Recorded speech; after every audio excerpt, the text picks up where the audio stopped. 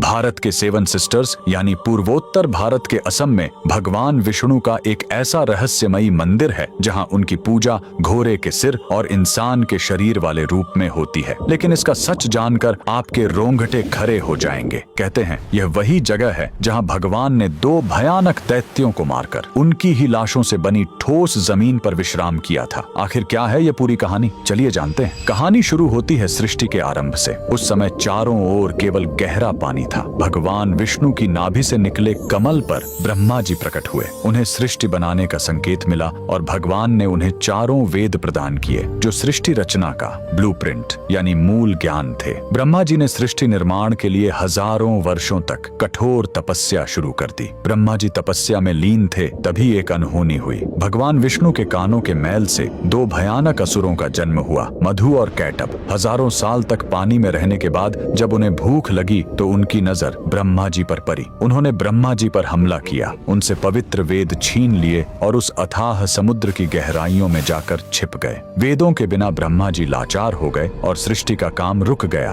ब्रह्मा जी घबराकर विष्णु जी की शरण में गए, लेकिन समस्या बहुत बड़ी थी। मधु और कैटभ ने तपस्या करके देवी महाशक्ति से इच्छा मृत्यु का वरदान पा लिया था, यानी वे अपनी मर्जी के बिना मर नहीं सकते थे। तब वेदों को वापस लाने के लिए विष्णु जी ने हयग्रीव अवतार लिया। उन्होंने घोड़े का सिर इसलिए चुना ताकि उसकी तीक्ष्ण बुद्धि और सूंघने की शक्ति से वे समुद्र के उस घने अंधेरे में भी वेदों को खोज सके। भगवान हयग्रीव पानी के भीतर गए और असुरों से हजारों साल तक युद्ध किया, लेकिन वरदान के कारण वे मर ही नहीं रहे थे। अंत में भगवान ने अपनी माया से उन्हें मोहित किया और पूछा कि तुम्हारी मृत्यु कैसे होगी। असुरों ने अहंकार में शर्त रखी, हमें वहां मारो जहां पानी न हो, एकदम सूखी जगह। पूरी दुनिया में तो पानी ही पानी था। तब भगवान ने अपना विराट रूप धारण किया, अपनी विशाल जांघों को पानी से ऊपर उठाया और कहा, मेरी जांघें सूखी हैं, और वहीं उन दोनों का वध कर दिया। मरने के बाद उन विशालकाय दैत्यों के शरीर से जो भारी मेद यानी चर्बी निकली वो जम गई और उसी से यह ठोस धरती बनी। इसीलिए पृथ्वी को मेदिनी कहते हैं। युद्ध के बाद थके हुए भगवान हयग्रीव ने इसी नई बनी जमीन पर असम के मणिकूट पर्वत पर विश्राम किया। उन्होंने वेद ब्रह्मा जी को लौटाए और ज्ञान की पुनः स्थापना की। इसीलिए हयग्रीव भगवान को आज भी बुद्धि और तर्क का देवता माना जाता है। कमेंट में जय श्री हरि जरूर लिखें।